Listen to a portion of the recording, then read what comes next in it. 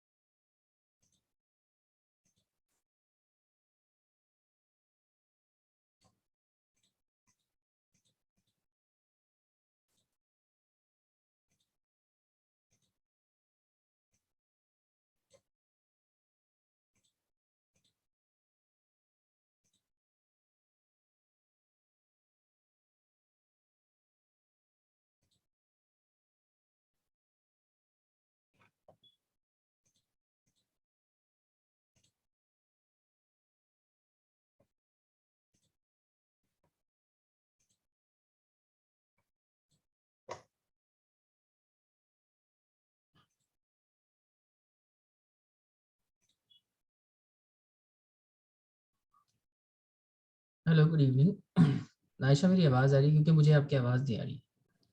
Yes, sir. आपकी आवाज आ रही है मुझे. चेतना, मेरी आवाज़ आ रही है आपको? Yes, sir.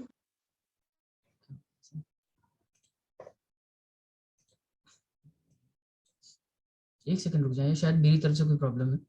रिजॉल्व कर रहा हूँ। आप अब बताओगे जरा, अभी आवाज आ रही है? Yes, sir.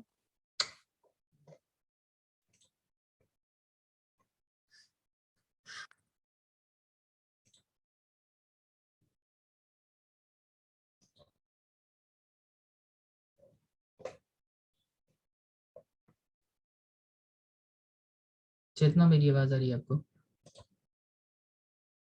जी सर, आ रही है। क्या हो गया ऐसे अचानक?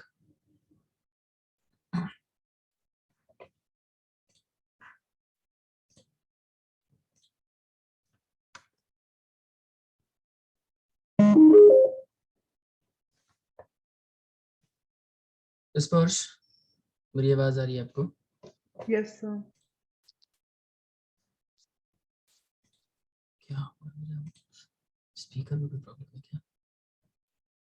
स्पर्श फिर से बताना, आवाज आ रही है? यस सर, आ रही है। हाँ जी, अभी ठीक है। ओके, चले फिर। तो लास्ट क्लास में हमने डिस्पर्शन चैप्टर खत्म किया था। एक सेकंड रुक जाए, मेरा स्पीकर ना ये, इसकी बैटरी डाउन है, मैं इसको जरा चार्ज पे लगा लेता हूँ। आपको लाइन पे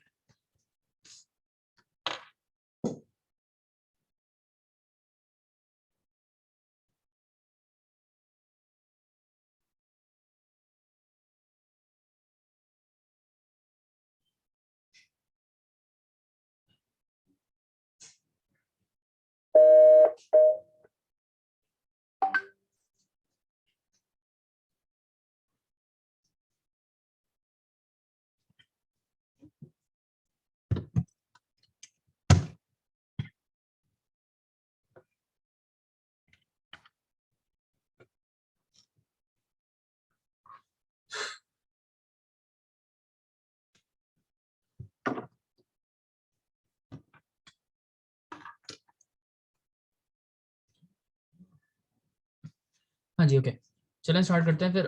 तो आज की क्लास में हमें एक नया चैप्टर स्टार्ट करना है। This is from the micro economics, और इस चैप्टर का नाम है मार्केट स्ट्रक्चर। मार्केट स्ट्रक्चर या फॉर्म्स ऑफ मार्केट भी कहते हैं इसको। तो आगे बढ़ने से पहले, इस चैप्टर को स्टार्ट करने से पहले आप ये बता दें कि पिछले चैप्टर से रिलेटेड कुछ किसी न्यूमेरिकल से रिलेटेड कोई प्रॉब्लम है या नहीं है, और जो मैंने असाइनमेंट आपको शेयर किए थे वो मिल गए हैं या नहीं मिले अभी तक। और भी असाइनमेंट इस चैप्टर से रिलेटेड मैं आपको शेयर करूंगा, फिलहाल जो दिए हैं वो करने हैं आपको। बताइए, असाइनमेंट मिल गया है ना आप लोगों को? जी सर। ठीक है।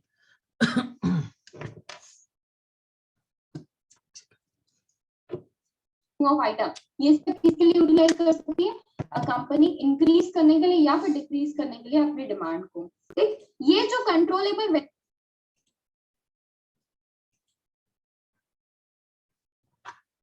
चलिए, हाँ, तो आज जो चैप्टर स्टार्ट करने वाले हैं इसका नाम है फॉर्म्स ऑफ मार्केट, और माइक्रो इकोनॉमिक्स का एक चैप्टर है। इसमें हम सबसे पहले क्या पढ़ेंगे? सबसे पहले हम पढ़ेंगे मार्केट टर्म का क्या मतलब होता है। तो आगे बढ़ने से पहले आप बताइए मुझे, आपको क्या समझ आता है मार्केट क्या है? What do you understand by the term market? ये चैप्टर हमने करा हुआ है क्या? ये करवाया था क्या मैंने? चेतना, स्पर्श, नायशा, आपको ऐसा कुछ याद? मुझे ऐसा क्यों लग रहा है कि मैंने करवाया है, या शायद किसी और को करवाया हो। एक बार ही बता दो मुझे, फिर स्टार्ट करेंगे। ये सर आपने स्टार्ट करवाया था। स्टार्ट करवाया था तो ये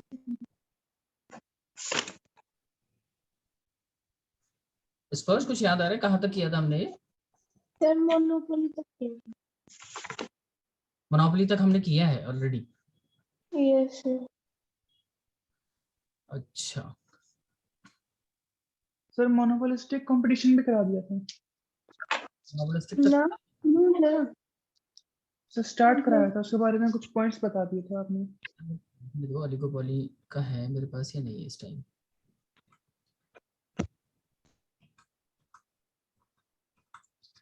चलो ठीक है, मोनोपोलिस्टिक पहले एक बार ना एक काम करते हैं, क्योंकि बहुत टाइम हो चुका है, एक दफा हम इसको रिवाइज कर लेते हैं और उसके बाद आगे चलेंगे। ठीक है, तो जिन लोगों ने किया है अच्छी बात है, जिन्होंने नहीं किया उनको मैं एक बार रिवाइज करवा देता हूँ। देखिए इस चैप्टर में सबसे पहले तो हमने बात करी थी कि मार्केट टर्म का क्या मतलब होता है। किसी को याद है मार्केट में क्या बताया था मैंने, मार्केट क्या है? What do you understand by the term market? याद है कुछ? आगे बढ़ते रहो, पिछला भूलते रहो। मार्केट का क्या मतलब होता है? मार्केट का मतलब है, बताया था यहाँ पे, कि इट इज अ सिस्टम और एन अरेंजमेंट, कोई भी सिस्टम या किसी तरह का कोई अरेंजमेंट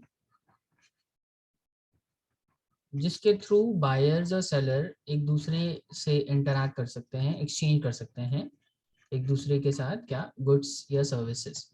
किस चीज के बदले? पैसे के बदले। तो जहाँ ये चीजें होती हैं, जहाँ पे गुड्स एंड सर्विसेज का एक्सचेंज होता है बायर्स एंड सेलर के बीच में फॉर प्राइस, उस सिस्टम, अरेंजमेंट या प्लेस को हम क्या कहेंगे? उसे हम मार्केट कहेंगे। तो market refers to a system, arrangement, place where goods and services are bought and sold. ठीक है जी। इसके बाद हमने इस चैप्टर में बात करी थी कि मार्केट कितने तरह की होती है। याद है?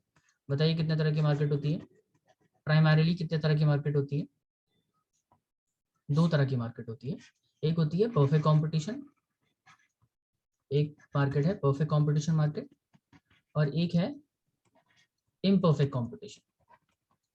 ठीक है, perfect and imperfect competition. Perfect competition क्या होता है, इम्परफेक्ट कंपटीशन क्या होता है? सर पहले तो इम्परफेक्ट कंपटीशन की कैटेगरीज होती हैं बहुत सारी। इम्परफेक्ट कंपटीशन में भी बहुत तरह की मार्केट्स आती हैं। जैसे इम्परफेक्ट में क्या आता है? इम्परफेक्ट में एक तो आता है मोनोपोली, देन मोनोपोलिस्टिक,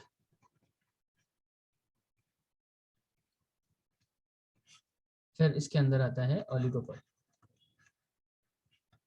ठीक है, तो इतने तरह की इम्परफेक्ट कंपटीशन मार्केट होती है। परफेक्ट कंपटीशन की ऐसी कोई कैटेगरीज नहीं बनाई गई हैं। तो हमने परफेक्ट कंपटीशन में क्या किया था? परफेक्ट कंपटीशन, अगर आपको याद हो, मैंने आपको बताया था, perfect competition is a type of market जहाँ पे बहुत सारे बायर्स, बहुत सारे सेलर्स होते हैं ना, उसको हम परफेक्ट कंपटीशन कहते हैं। यार इतने इतने दिन बाद हम वापस आते हैं ना चैप्टर पे, तो आपको आधा चैप्टर तो वैसे ही याद नहीं होगा। अच्छा, सर परफेक्ट का तो याद है। परफेक्ट याद है तो बताइए परफेक्ट में क्या होता है? कितने बायर्स, कितने सेलर्स होते हैं? Sir infinite. Infinite number of buyers, infinite number of sellers, मतलब बहुत बड़ी संख्या में बायर सेलर्स होते हैं। और क्योंकि बहुत बड़ी संख्या में बायर सेलर्स होते हैं, तो एक इंडिविजुअल बायर या सेलर का प्राइस के ऊपर या डिमांड सप्लाई के ऊपर कंट्रोल भी नहीं होता है। और ये जो सेलर्स हैं, वो जो प्रोडक्ट सेल करते हैं ना, ये होता है होमोजीनियस प्रोडक्ट, मतलब एक जैसा ही प्रोडक्ट सारे सेलर्स बेचते हैं। और क्योंकि सबका प्रोडक्ट सेम होता है, इसलिए सबको प्राइस भी सेम ही चार्ज करना पड़ता है। ठीक है, उसके बाद यहाँ पे बताया था कि फर्म जो है ना, यहाँ पे फर्म कमोडिटी की कीमत खुद तय नहीं करती है। कमोडिटी की कीमत मार्केट डिसाइड करती है। वही रेट जो है सारे सेलर को एक्सेप्ट करना पड़ता है। इसलिए यहाँ पे जो सेलर्स ऑपरेट करते हैं ना, उसे हम प्राइस टेकर्स कहते हैं। जो फर्म्स परफेक्ट कंपटीशन में ऑपरेट करती है, उसको हम प्राइस टेकर कहते हैं, क्योंकि प्राइस डिसाइड करने की अथॉरिटी उनके पास नहीं होती। प्राइस एक्सेप्ट कर सकते हैं सिर्फ वो, प्राइस डिटरमिन नहीं कर सकते। तो प्राइस मेकर नहीं होते, प्राइस टेकर्स होते हैं। और फिर ये भी बताया था कि एक्चुअली इस तरह की मार्केट रियल लाइफ में एग्जिस्ट करती नहीं है। ये एक हाइपोथेटिकल फॉर्म ऑफ मार्केट है, बिल्कुल भी रियलिस्टिक नहीं है। तो सिर्फ आपको ये मार्केट किताबों में मिलेगी, रियल लाइफ में ऐसी कोई मार्केट नहीं होती। फीचर्स में हमने बात करी थी, अगर आपको याद हो, परफेक्ट कंपटीशन के फीचर्स में नंबर 1 तो यही था कि बहुत सारे बायर सेलर्स होते हैं। इसके बाद जो प्रोडक्ट वो सेल करते हैं वो होमोजेनियस होता है।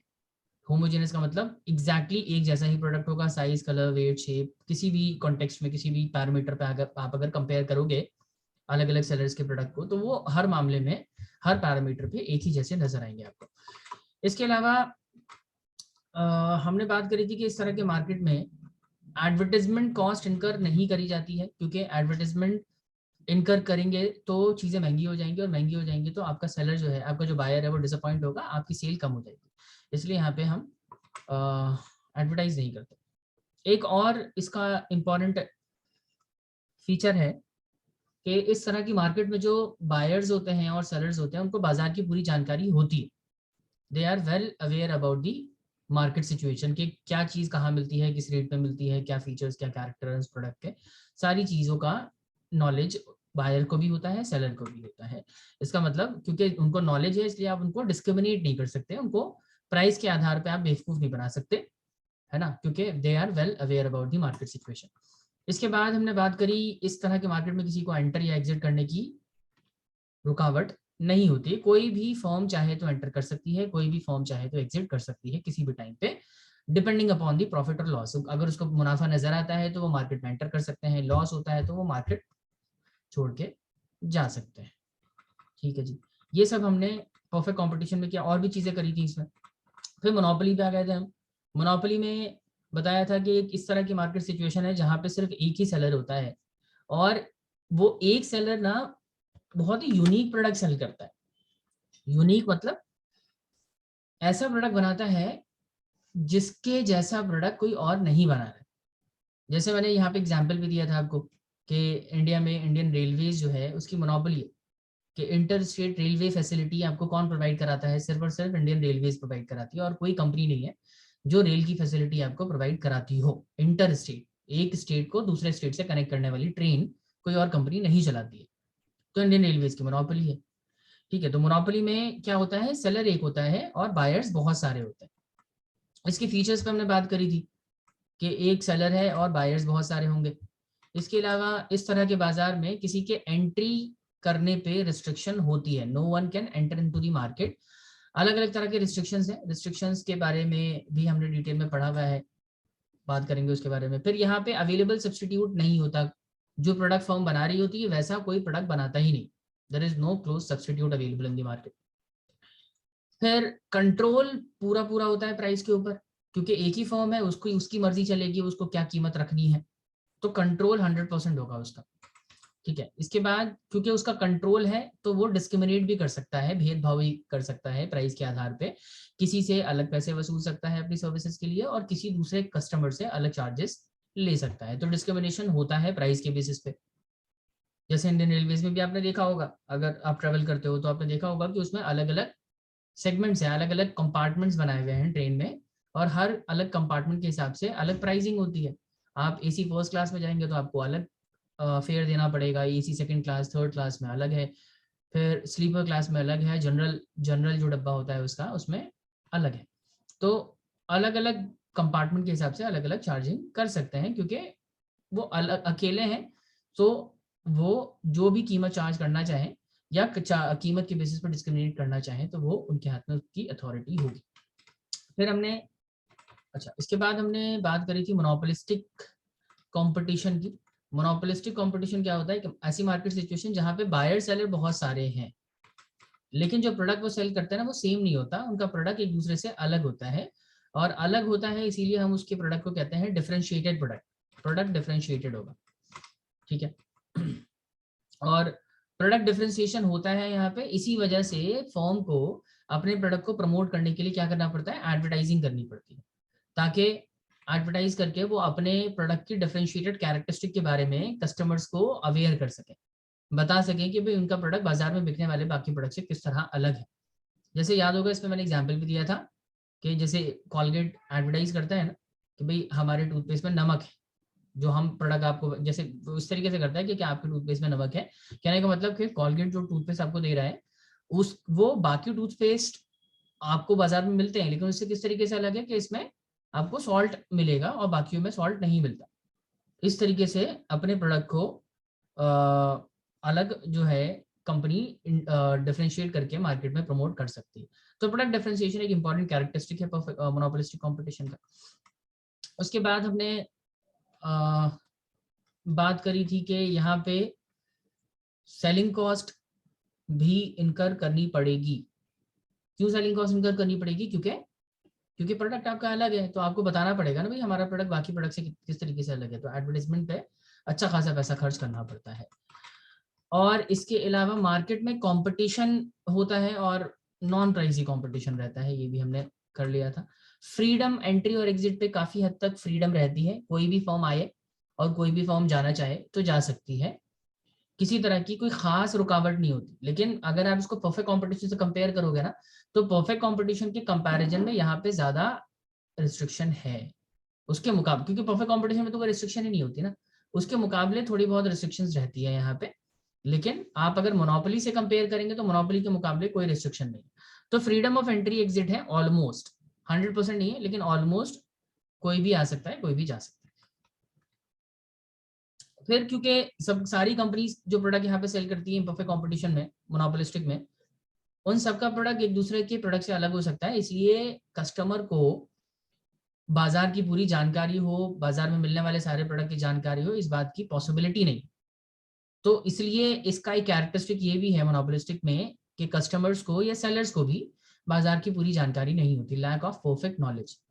ठीक है, और इसके अलावा डिमांड कर्व के बारे में हमने बात करी होगी। अब आ जाते हैं ओलिगोपोली मार्केट के बारे में बात करेंगे। ओलिगोपोली कंपटीशन का क्या मतलब है। तो पहले आगे बढ़ने से पहले मैं ये जान लेता हूँ कि आपको इस टॉपिक से रिलेटेड इस चैप्टर से रिलेटेड किसी टॉपिक में डाउट है तो हम पहले वो कवर कर लेते हैं अच्छे से, उसके बाद ही आगे बढ़ेंगे। और अगर आप चाहते हैं कि हम ओलिगोपोली स्टार्ट करें तो हम ओलिगोपोली सीधा स्टार्ट कर सकते हैं। बताइए आपके हिसाब से क्या करना चाहिए, ओलिगोपोली स्टार्ट करें या पिछला किसी टॉपिक जो हमने 3 इसमें मार्केट फॉर्म्स पढ़े हैं, परफेक्ट कंपटीशन पढ़ा है, मोनोपोली पढ़ा है, मोनोपोलिस्टिक पढ़ा है, उसमें अगर आपको डाउट है या आप चाहते हो कि हम दोबारा से वो पढ़ लें क्योंकि बहुत टाइम हो गया भूल गया, तो हम वो भी कर सकते हैं, अदरवाइज हम ओलिगोपोली स्टार्ट कर सकते हैं। बताइए बताओ, आई एम वेटिंग। चेतना, स्पर्श। सर एक बार मोनोपोलिस्टिक दोबारा करा दो। मोनोपोलिस्टिक दोबारा करवा देता हूँ, ठीक है। और किसी को कोई प्रॉब्लम? नाइशा आपको कोई प्रॉब्लम है? सर मोनोपोलिस्टिक ही दोबारा करवा दो। मोनोपोलिस्टिक दोबारा करवा देता हूँ, ठीक है। तो देखो उतना डिटेल में नहीं जाएंगे जैसे हमने फर्स्ट टाइम इसको किया था, अदरवाइज थोड़ा अगर आपको थोड़ा बहुत भी याद होगा तो आपके लिए बोरिंग हो जाएगा बड़ा ही। तो हम लोग ना थोड़ा इसको क्विक रिकैप कर लेते हैं, थोड़ा सा डिटेल में जाएंगे, बहुत ज़्यादा डिटेल में। तो चल थोड़ा थोड़ा करके मोनोपोलिस्टिक करते हैं और कोशिश करेंगे कि आज थोड़ा बहुत ओलिगोपोली के बारे में भी डिस्कस कर ही लिया जाएगा। तो आप लोग हेडिंग डालेंगे मोनोपोलिस्टिक कंपटीशन, हेडिंग डालना चाहो तो डालो, अदरवाइज समझ लो सिर्फ।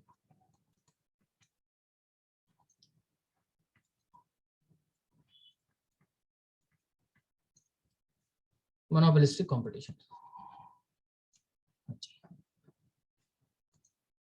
सबसे पहले ये होता क्या है, तो obviously it is a form of market, एक तरह का बाजार है, एक तरह की मार्केट है। सर क्या होता है इस मार्केट में? यहाँ पे ना बहुत सारे बायर्स होते हैं, बहुत सारे सेलर्स होते हैं, large number of buyers and sellers operate in the market.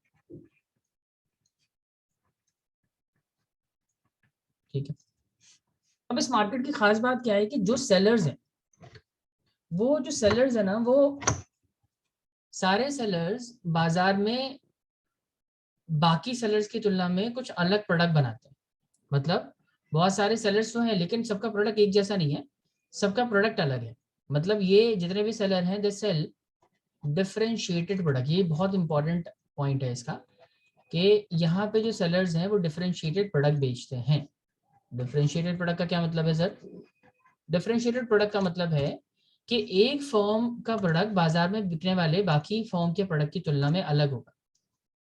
जैसे बात कर लेते हैं, लेट्स सपोज हम बात कर रहे हैं बिस्किट। अब बताइए बिस्किट की जो इंडस्ट्री है, बिस्किट की जो पूरी मार्केट है, वो मोनोपोली मार्केट में आएगी क्या? आंसर इज नो, क्योंकि सर बिस्किट बनाने वाली एक फर्म थोड़ी है, हजारों फर्म है, अलग अलग तरह के बिस्किट मिलेंगे आपको बाजार में। तो बिस्किट एक मोनोपोलिस्टिक कंपटीशन मार्केट है। क्यों है? क्योंकि यहाँ पे लार्ज नंबर ऑफ सेलर्स हैं। अच्छा, अब आपने नोटिस किया होगा कि बाजार में ना बहुत तरह के प्रोडक्ट मिलते हैं, हजारों तरह के बिस्किट्स मिलते हैं, और सारे बिस्किट ना एक दूसरे बिस्किट से किसी ना किसी मामले में अलग होंगे। किस मामले में अलग होंगे सर? शेप के मामले में अलग हो सकते हैं, उनका जो साइज है उस मामले में अलग हो सकते हैं, बिस्किट जो है उसका टेस्ट कैसा है इस मामले में अलग हो सकते हैं, उनकी पैकेजिंग के मामले में अलग हो सकते हैं, और भी बहुत सारे पैरामीटर्स हो सकते हैं जिस पैरामीटर पे एक कंपनी अपने बिस्किट को बाजार में बिकने वाले बाकी बिस्किट्स की तुलना में अलग दिखा सकती है ना। जैसे बाजार में जैसे क्रीम वाला बिस्किट मिलता है, विदाउट क्रीम मिलता है, ठीक है, फिर नमकीन मिलता है, ठीक है, फिर मीठा बिस्किट मिलता है, अलग अलग तरह के बिस्किट है ना बाजार के अंदर। तो कहने का मतलब कि अगर आप बिस्किट की मार्केट की बात करेंगे तो बिस्किट की मार्केट आपको मोनोपोलिस्टिक मार्केट नजर आएगी। बहुत सारे प्रोडक्ट हैं, बहुत सारे सेलर्स हैं और सबका प्रोडक्ट एक दूसरे से अलग है। किस मामले में अलग? किसी ना किसी मामले में अलग होगा, चाहे साइज हो, डिजाइन हो, टेस्ट हो, पैकेजिंग हो, ठीक है, उसका शेप है, किसी ना किसी मामले में आपको नजर, इंग्रेडिएंट क्या उसमें डले हुए हैं उसके बेसिस पे भी अलग हो सकता है, ठीक है। अब देखिए एक खास बात इसकी क्या है, क्योंकि बहुत सारे सेलर्स हैं। आप खुद ही सोचो, जहां पे जिस मार्केट में बहुत सारे सेलर्स होंगे, हर सेलर के पास मार्केट की हिस्सेदारी ज्यादा होगी या कम होगी? Every seller will be holding larger proportion of the market share और small proportion of the market share? बताइए आपके हिसाब से क्या होगा, small proportion और large? स्मॉल। मार्केट का बहुत थोड़ा ही हिस्सा कंट्रोल कर पाओगे ना, बहुत थोड़ा सा कंट्रोल नहीं, इनफैक्ट बहुत थोड़ा हिस्सा आपके पास होगा। जैसे अगर हम बिस्किट के मार्केट की बात करें तो इतनी सारी कंपनीज हैं, अब किसी के पास मार्केट शेयर का 2% पार्ट है, मतलब 2% कस्टमर को वो जो है सेल करते हैं प्रोडक्ट, किसी के पास मार्केट के 5% कस्टमर है, किसी के पास 7%, किसी के पास 0.5%। ऐसे अलग अलग कंपनीज के पास जो मार्केट का सेगमेंट है उसमें थोड़ी थोड़ी हिस्सेदारी सबके पास है, small proportion of the market share. और देखो अब जब मार्केट शेयर आपका कम है तो मार्केट पे कंट्रोल भी तो कम होगा आपका। मार्केट कंट्रोल मतलब सर, मतलब आप सप्लाई इन्फ्लुएंस नहीं कर सकते मार्केट में। मार्केट में कंट्रोल क्योंकि आपका कम है, आपकी हिस्सेदारी बहुत कम है, तो मार्केट पे कंट्रोल भी तो आपका कम होगा। कंट्रोल का मतलब है कि आप तय नहीं कर पाएंगे कि मार्केट में सप्लाई ज्यादा होगी या कम होगी अकेले। लेट्स से सारी कंपनीज मिलके ना बिस्किट के मार्केट में मान लीजिए 50 लाख यूनिट्स सेल करते हैं, 50 लाख बिस्किट के पैकेट बेचती है सारी कंपनीज मिलके, और उसमें एक कंपनी लेट्स सपोज ये भी है XYZ लिमिटेड भी है, ये भी अपने प्रोडक्ट बाजार में सेल कर रही है और इसकी हिस्सेदारी मार्केट में 3% की है, मतलब टोटल जितनी सप्लाई होती है ना उसमें 3% XYZ लिमिटेड का कंट्रीब्यूशन। क्लियर है? अब देखो इसका क्योंकि कंट्रीब्यूशन बहुत कम है, तो कल को मान लीजिए ये कंपनी XYZ लिमिटेड कहती है भाई मैं तो पूरी सप्लाई को हिला के रख दूंगी, मैं सप्लाई मार्केट में नीचे ले आऊंगी, मैं सप्लाई जो है 10 लाख कर दूंगी, 50 लाख है भी मार्केट के अंदर सप्लाई, मैं अपने दम पे 10 लाख कर दूंगी। पॉसिबल ही नहीं है, क्योंकि मार्केट में भैया आपकी हिस्सेदारी कम है, कंट्रोल ही नहीं है आपका। आपका शेयर ही कितना है, आप ज्यादा से ज्यादा अगर इन्फ्लुएंस कर पाओगे मार्केट तो कितना कर पाओगे? 3% तक। 5 लाख का 50 लाख का 3% कितना होता है? 1,50,000। हाँ 1,50,000, तो इतना इन्फ्लुएंस कर सकते हैं, उससे ज्यादा नहीं कर पाएंगे। ठीक है, आगे चलते हैं। तो मार्केट सप्लाई पे आपका कोई कंट्रोल नहीं है। अच्छा, अब एक खास बात इस मार्केट की क्या है कि यहाँ पे जो सेलर्स होते हैं ना, क्योंकि उनका प्रोडक्ट बाजार में बिकने वाले बाकी प्रोडक्ट से अलग है, तो उनको एडवर्टाइजमेंट पे भी पैसा खर्च करना पड़ता है। एडवर्टाइजमेंट पे पैसा खर्च करना पड़ेगा इनको। क्यों करना पड़ेगा? 2 रीजन है। पहली चीज तो ये है कि भाई आपने जो प्रोडक्ट बनाया है बाजार में बिकने वाले बाकी प्रोडक्ट से अलग बनाया है, तो आपको उसकी प्रमोशन करनी पड़ेगी, अवेयरनेस क्रिएट करनी पड़ेगी, क्योंकि अदरवाइज लोगों को कैसे पता चलेगा कि आपने कोई अलग प्रोडक्ट बना लिया। तो आप एडवर्टाइजमेंट करोगे ताकि उसकी अवेयरनेस, उसके डिफरेंशिएटेड कैरेक्टरिस्टिक की जानकारी कस्टमर्स तक पहुंचाई जा सके, अवेयरनेस के लिए काम करेंगे। नंबर 1, एडवर्टाइजमेंट करने की जरूरत इसलिए भी पड़ती है क्योंकि आप वक्त के साथ अपना मार्केट शेयर बढ़ाना चाहेंगे। ऐसा थोड़ी कंपनी अगर 3% के मार्केट शेयर होल्डिंग पे काम कर रही है तो वो हमेशा ये चाहेगी कि भाई हमारे पास कस्टमर मार्केट के सिर्फ 3% कस्टमर रहे, नहीं। तो मार्केट शेयर एक्सपैंड करने के लिए भी एडवर्टाइज करना जरूरी हो जाता है, और मार्केट में प्रोडक्ट के रिगार्डिंग अवेयरनेस क्रिएट करने के लिए भी एडवर्टाइजमेंट यहाँ पे करना पड़ेगा। देखिए फटाफट से रीड करते हैं। देखो सबसे पहली चीज है इसमें, कुछ फीचर्स पे बात कर लेते हैं। मोनोपोलिस्टिक फीचर्स क्या है? पहला फीचर है under monopolistic market situation number of buyers and seller is very large, and under monopolistic competition number of sellers are so large that an individual firm has very small proportion of the entire market share. इतने सारे sellers होते हैं कि एक firm के पास बाजार की बहुत कम हिस्सेदारी आ पाती है. In this type of market, no individual consumer has any control over the price of the commodity. किसी इंडिविजुअल कंज्यूमर या इंडिविजुअल सेलर का ना तो प्राइस पे कंट्रोल हो पाता है बहुत ज्यादा, ना सप्लाई पे, ना डिमांड पे.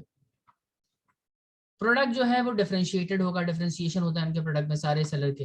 प्रोडक्ट डिफरेंशिएशन का क्या मतलब है? Product differentiation is also a distinctive characteristic of a monopolistic competition. Product differentiation refers to that characteristic of a product which differentiate a product with the other goods which are being sold in the market. कि product differentiation किसी product का एक ऐसा characteristic है जो उस product को बाजार में बिकने वाले बाकी प्रोडक्ट से अलग बनाता है. इसके अलावा एक प्रोडक्ट जो है बाजार में बिकने वाले बाकी प्रोडक्ट से किस तरह अलग हो सकता है, क्या डिफरेंशिएटेड कैरेक्टरिस्टिक हो सकता है? तो एक प्रोडक्ट बाजार में बिकने वाले प्रोडक्ट से ट्रेडमार्क के मामले में अलग हो सकता है. उसका नाम, ब्रांड नेम के बेसिस पे अलग कर सकते हैं हम उसको, क्वालिटी के बेसिस पे कर सकते हैं, क्वांटिटी के बेसिस पे कर सकते हैं, साइज के बेसिस पे कर सकते हैं. तो बहुत सारे पैरामीटर हो सकते हैं जिसपे आप एक अपने प्रोडक्ट को बाजार में बिकने वाले बाकी प्रोडक्ट से अलग दिखा सकते हो. फिर एडवर्टाइजमेंट के बारे में हमने बात करी. Selling cost. सेलिंग कॉस्ट का क्या मतलब है? Under this structure of market a firm incurs selling costs or advertisement costs in order to bring awareness about the differentiated feature or quality of the product. इस तरह के market structure में firm को advertisement cost खर्च करना पड़ता है ताकि बाजार में लोगों को अवेयर किया जा सके डिफरेंशिएटेड प्रोडक्ट को लेके, प्रोडक्ट के बारे में. और इसके अलावा the other purpose of incurring the advertisement cost is to enhance the market share of a firm. इसके अलावा हम इसलिए भी एडवर्टाइजमेंट कॉस्ट लगाते हैं ताकि मार्केट शेयर एक्सपैंड किया जा सके. अब देखो, इस तरह के बाजार में ना आमतौर पे कंपनीज प्राइस के आधार पे कंपटीशन को अवॉइड करती. मतलब मैं ये नहीं कह रहा कि कंपनीज आपस में कंपटीशन नहीं करती, लेकिन आमतौर पे प्राइस के बेसिस पे कंपटीशन नहीं होता. प्राइस बेसिस कंपटीशन का क्या मतलब है सर? मतलब ये कि आमतौर पे ऐसा नहीं होता कि एक कंपनी जो है दूसरे कस्टमर्स को अट्रैक्ट करने के लिए अपना प्राइस रिड्यूस करे.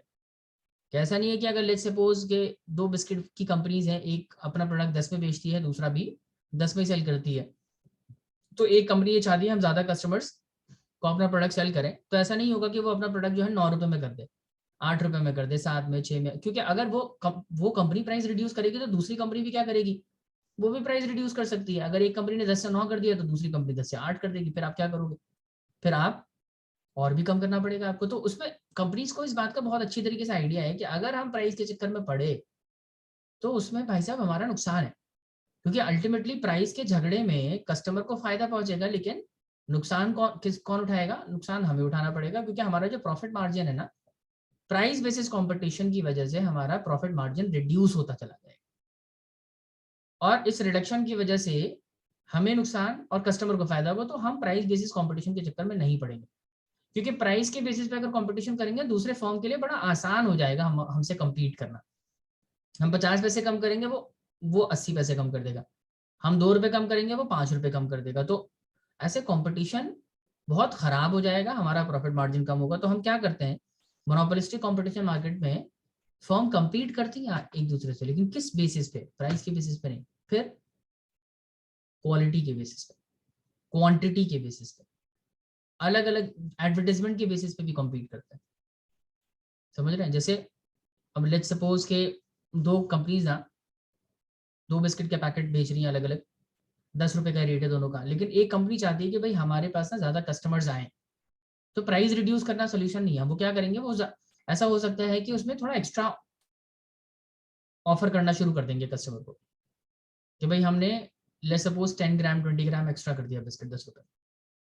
तो प्राइस पे कंपटीशन नहीं हो रहा, क्वांटिटी हमने बढ़ा दी, एक के साथ एक फ्री दे दिया, है ना, कोई और स्कीम रख दी.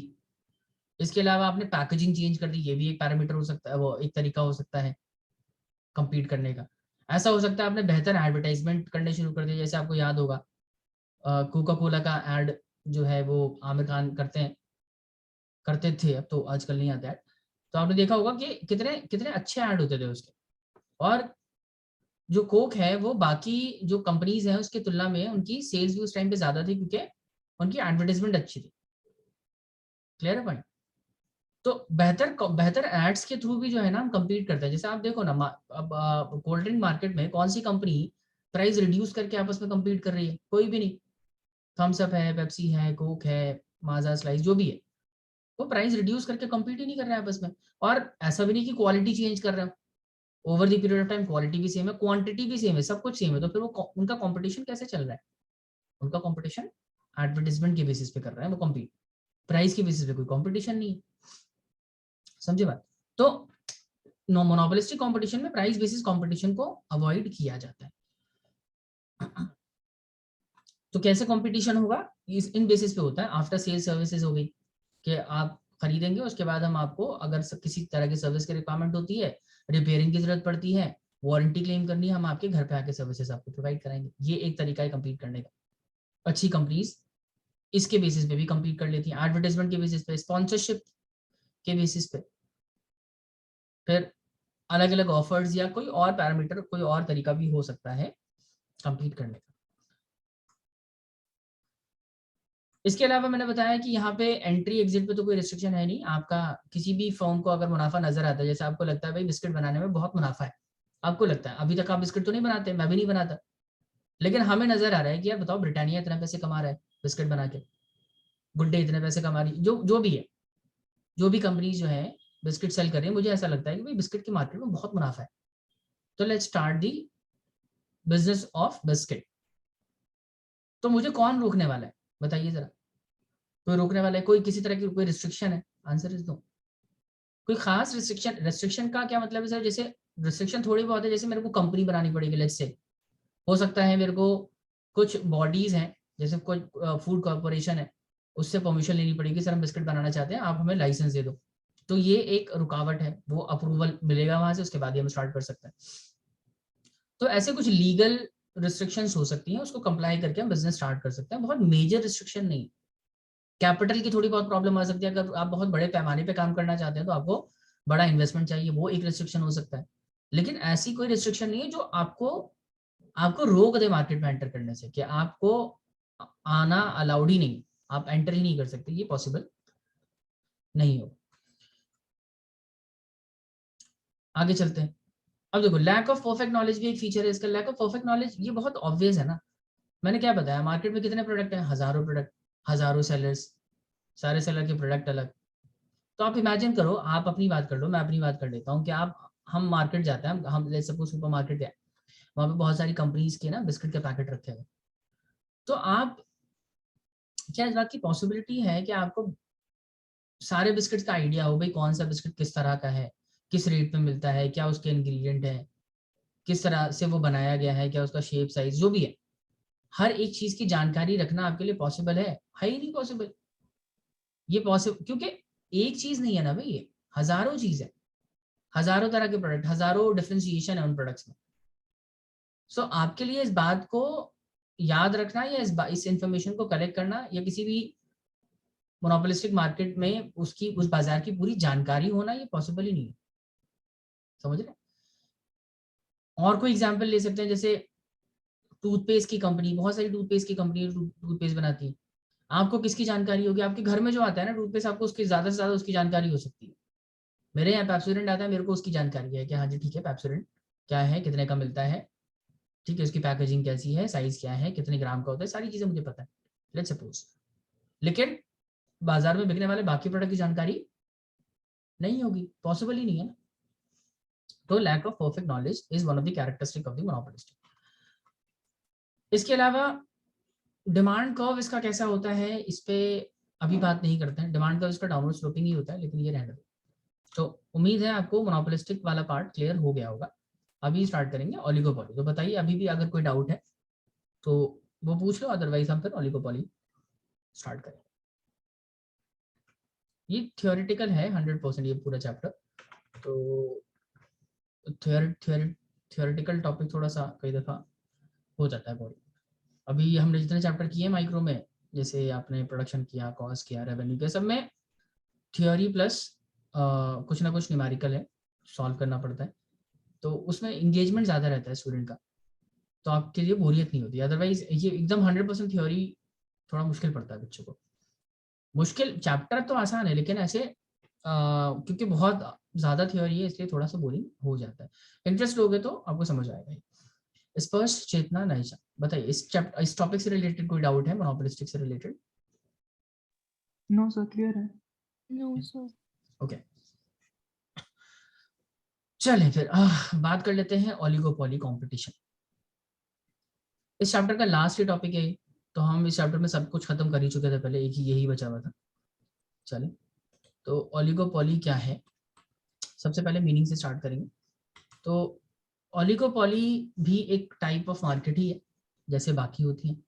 अब इसकी खास बात यह है कि यहाँ पे सेलर्स होते हैं कुछ, there are only few sellers in the market, few sellers in the market. अब इसकी खास बात यह है कि जो सेलर्स है ना, ये होमोजीनियस प्रोडक्ट भी बेच सकते हैं, डिफरेंशिएटेड भी बेच सकते हैं, दोनों चीज की पॉसिबिलिटी है यहाँ पे।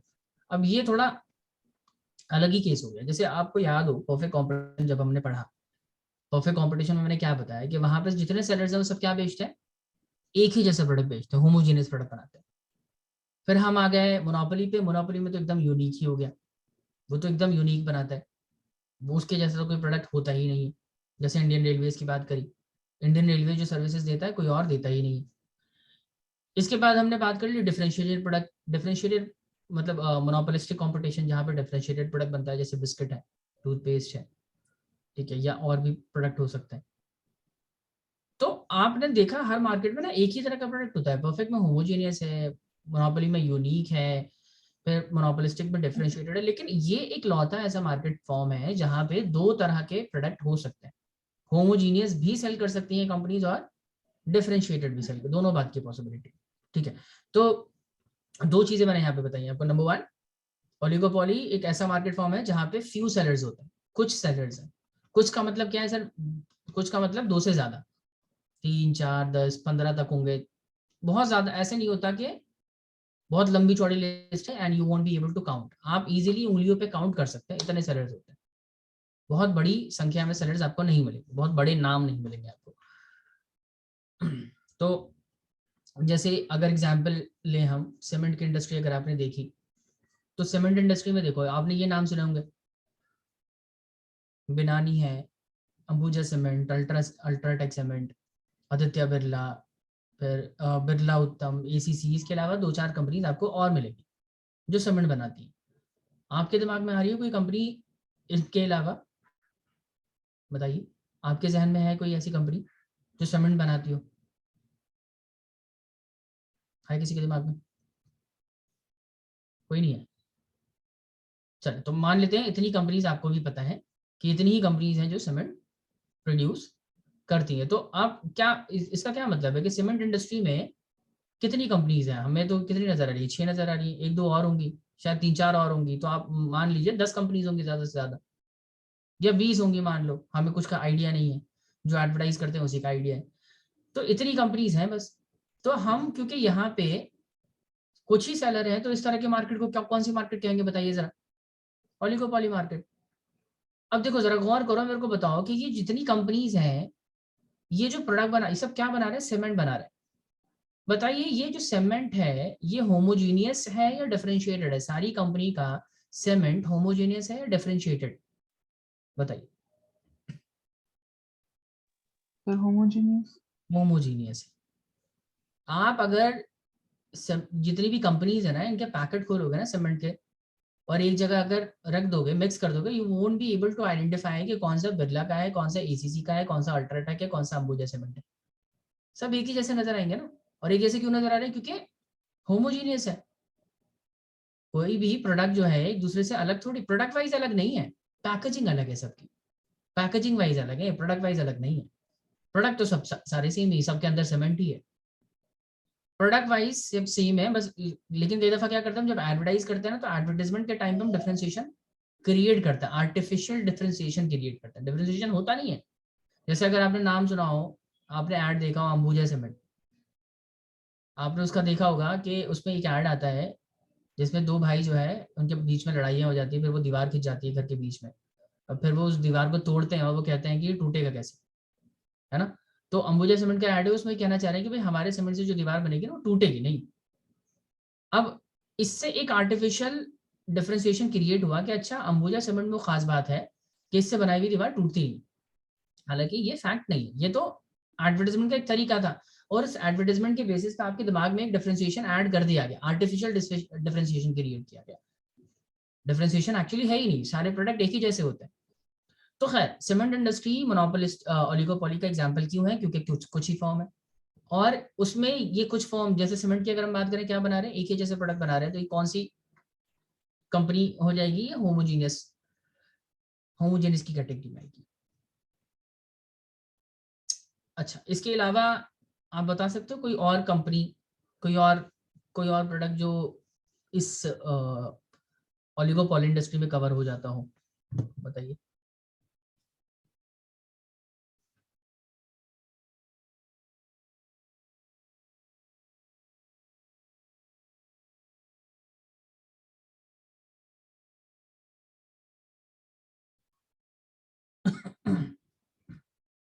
कोई आपके जहन में कोई है प्रोडक्ट जो इसमें आएगा? नाइशा, चेतना, स्पर्श, कोई नहीं आ रहा जहन में? अच्छा चलो, मेरे को एयरलाइंस के नाम बताइए, कुछ एयरलाइंस कंपनीज के नाम बताइए।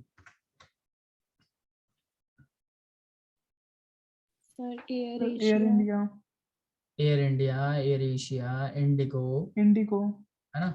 तो ये सब किस में आएंगे?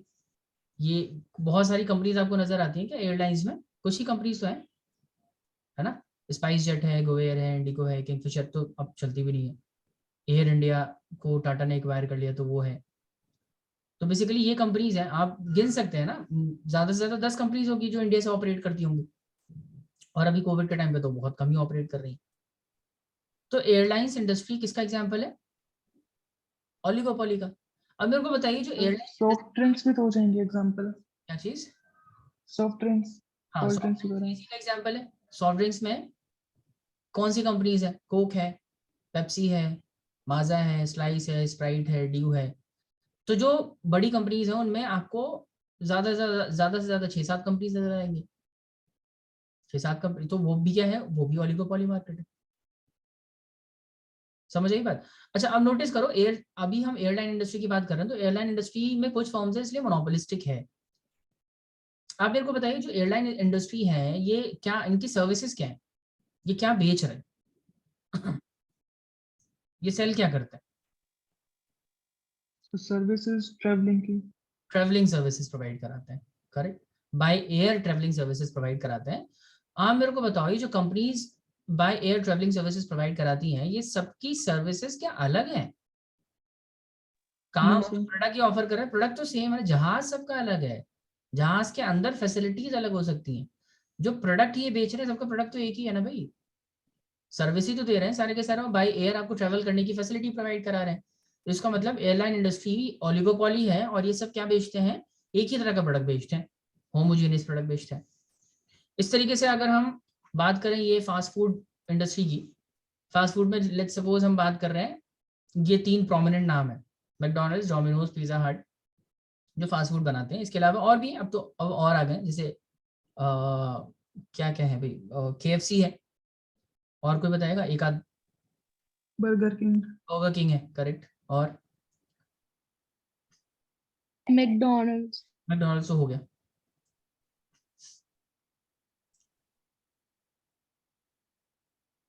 तो मोर और लेस यही है, मतलब आप देख लो, आप खुद ही देख लो कि कितना मुश्किल हो रहा है आपको ढूंढना कि भाई कौन सी कंपनीज है जो फास्ट फूड इंडस्ट्री में ऑपरेट करती है। तो प्राइमरली ये बड़े नाम है जो हमें दिखाई देते हैं, मैकडॉनल्ड्स, डोमिनोज, पिज्जा हट, KFC, बर्गर किंग, और 1-2 और होंगे, या मान लीजिए 5-10 भी और होंगे। तो इतने हैं कि आप उसको काउंट कर सकते हैं। तो ये फिर से किस कैटेगरी में आ गए? Oligopoly market. Fast food industry oligopoly market का एग्जाम्पल है। अब ये बताइए जो जितनी फर्म्स आपको नजर आ रही है, जैसे पिज्जा हट है, डोमिनोज है, मैकडॉनल्ड्स है, ये सब क्या अलग अलग प्रोडक्ट बनाते हैं या एक जैसा प्रोडक्ट बनाते हैं? इनका प्रोडक्ट अलग होता है एक दूसरे से या एक जैसा होता है, बताइए। बताओ। सर बर्गर टेस्ट वाइज अलग होता है, वैसे और सेम होता है। मैकडॉनल्ड्स का बर्गर एक जैसा होगा या अलग होगा? बोलो स्पर्श। सर टेस्ट वाइज में डिफरेंस होता है, वैसे नेम सेम होते हैं। वो तो प्रोडक्ट का तो नाम सेम ही रहेगा ना, पिज्जा है या बर्गर है या फ्राइज है, जो भी हम टेस्ट के बेसिस पे ही तो डिफरेंशिएट करेंगे ना उसको। तो कहने का मतलब यहाँ पे जो जितनी फर्म्स है ना वो सब प्रोडक्ट जो सेल करते हैं उन सबका प्रोडक्ट एक दूसरे से अलग होता है। पिज्जा हट का पिज्जा आपको अलग मिलेगा, डोमिनोज का पिज्जा आपको अलग मिलेगा, है ना, शेप में, साइज में, या शेप तो खैर एक ही होगा, साइज में या फिर टेस्ट में अलग हो सकता है, किसी ना किसी मामले में अलग कर लेगा पिज्जा हट डोमिनोज के पिज्जा से अपने पिज्जा को। समझे बात? तो अब बताइए ये जो फास्ट फूड इंडस्ट्री किस कैटेगरी में आ रही है? ओलिगोपॉली है, लेकिन सबका प्रोडक्ट एक जैसा है क्या? आंसर इज नो, डिफरेंशिएटेड हो गया ये। सीमेंट वाला होमोजेनियस था, एयरलाइंस वाला होमोजेनियस था, पिज्जा वाला डिफरेंशिएटेड है। इसी तरीके से हम आ जाए इंडस्ट्री की बात कर लेते हैं, स्टील इंडस्ट्री। स्टील इंडस्ट्री में आपको ये नाम सुनाई देते होंगे अगर आप थोड़ा बहुत अवेयर रहते हैं तो। टाटा स्टील का नाम आपने सुना ही होगा। फिर अपने देश में गवर्नमेंट एक एंटिटी है, पीएसयू है, पब्लिक सेक्टर अंडरटेकिंग है, ये SAIL, steel authority of India. फिर आपने ये भी सुना होगा जिंदल स्टील और पावर लिमिटेड। ये सब कंपनीज ना स्टील बनाने के काम में लगी हुई है। आप मेरे को बताइए कि इनके अलावा आपने कोई और नाम सुने? ऐसे 2-3 नाम और आप मेरे को बता सकते हो जो स्टील बनाते हैं? Answer is no. और भी हैं, हमें नहीं पता, और हम मानते हैं कि ऐसे होंगे। मान लीजिए 20-30 कंपनीज और होंगी जो स्टील के काम में जुड़ी हुई होंगी, मान लो, लेकिन बहुत सारे नहीं है ना। इतनी बड़ी आबादी में, इतने बड़े देश में अगर 3-4 40-50 कंपनीज भी अगर आपको मिलती है, इसका मतलब बहुत कम कंपनीज है जो स्टील के काम में है। इसका मतलब ये भी कौन सी मार्केट हो गई? स्टील जो है, स्टील इंडस्ट्री ओलिगोपॉली मार्केट है। अब मेरे को बताइए इनका प्रोडक्ट एक ही जैसा होता है, सबका अलग अलग होता है? सर स्टील को क्या अलग करेंगे, स्टील तो मेटल है ना, तो मेटल तो सेम ही रहेगा ना सबका। उससे कुछ बनाएंगे तो अलग हो जाएगा, लेकिन स्टील एज अ मेटल तो सेम ही है सबका। तो यानी कि स्टील इंडस्ट्री में जो प्रोडक्ट जितनी कंपनीज है वो सब ओलिगोपॉली है, ओलिगोपॉली का एग्जांपल है, और इस सब होमोजेनियस प्रोडक्ट बनाते हैं। बताइए यहाँ तक क्लियर है सब लोगों को? एग्जांपल देके मैंने समझाया आपको ओलिगोपॉली, ये सब क्लियर है या नहीं? यस सर क्लियर है। ओके चल, अब देखो एज देयर आर फ्यू, आगे लिखा है as there are only few sellers in the market every seller influence and get influenced by the behaviour of the other firm. अब इस मार्केट की खास बात क्या है? क्योंकि यहाँ पे कंपनीज बहुत कम है, यहाँ पे सेलर्स बहुत कम है, तो उन सेलर्स के बीच में ना बहुत स्टिफ कंपटीशन रहता है। अब सोचो तुम खुद ही, जैसे हम बात कर रहे हैं फास्ट फूड इंडस्ट्री में, डोमिनोज, पिज्जा हट, बर्गर किंग, और ये मान लीजिए एक ही तरह का प्रोडक्ट बनाते हैं। और इनफैक्ट अगर हम सही से देखें तो हम बात करेंगे डोमिनोज की और पिज्जा हट की, ये दोनों पिज्जा में डील करने वाली कंपनीज है ना। तो और मान लेते हैं 1-2 कंपनीज और होंगी, लेट्स सपोज। तो इतनी बड़ी मार्केट को इन 2 कंपनीज ने ही एक्वायर कर रखा है। अगर हम पिज्जा के बारे में सोचते हैं हमारे दिमाग में, तो डोमिनोज आता है, पिज्जा हट आता है, मोर और लेस। तो अब ये बताइए कि इनके बीच में कंपटीशन ज्यादा होगा या कम होगा? सर बहुत कंपटीशन होगा।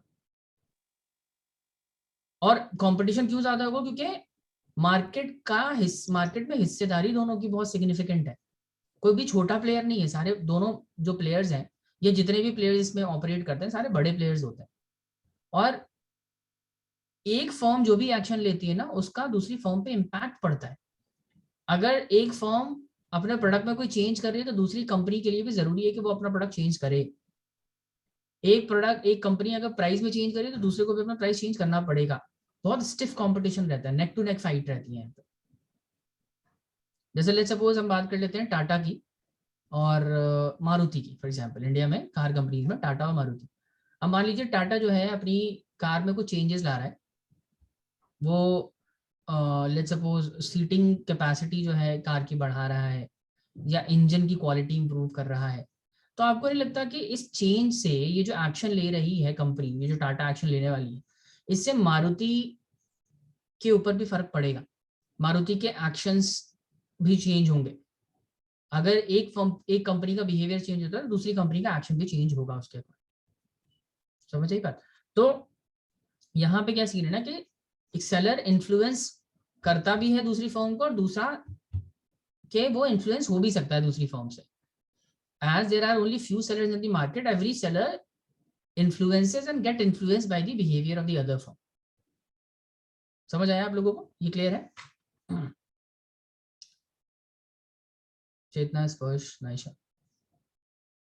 Yes, sir. Yes, sir.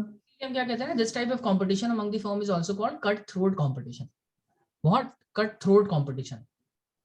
जो भी सामने वाली कंपनी कर रही होगी ना, हमें अकॉर्डिंगली अपने एक्शंस को फिर डिफाइन करना पड़ेगा, उस तरीके से हमें काम करना पड़ेगा. और क्यों करना पड़ेगा? क्योंकि वो जो कंपनी एक्शन ले रही है ना, कोई छोटी कंपनी नहीं है, बड़ी कंपनी ले रही है एक्शन.